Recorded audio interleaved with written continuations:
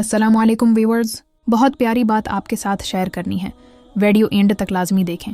और अगर आप किसी और मौजू पर कुरान या हदीस मुबारका जानना चाहते हैं तो कमेंट बॉक्स में लाजमी बताएं।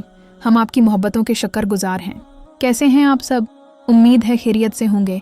अल्लाह पाक आपको सेहत, ईमान और सुकून अता फरमाए। आज का मौजू नहायत अहम और ईमान को ताज़ा करने वाला है।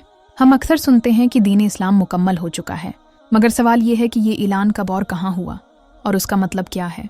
आइए कुरान से सुनते हैं। अल्लाह पाक सूरज अल-माइदा आयत नंबर 3 में अरशाद फरमाते हैं, अल-यौम अकमलतु लकुम दीनकुम व अतममतु अलैकुम निअमती व रदीतु लकुमुल इस्लाम दीनन। आज के दिन मैंने तुम्हारे लिए तुम्हारा दीन मुकम्मल कर दिया, अपनी नामत तुम पर पूरी कर दी और तुम्हारे लिए इस्लाम को बतौर दीन पसंद कर लिया। ये ऐलान हुजाल वदा के मौका पर इरफात के मैदान में किया गया, जब नबी करीम ने अपना आखिरी हज अदा किया।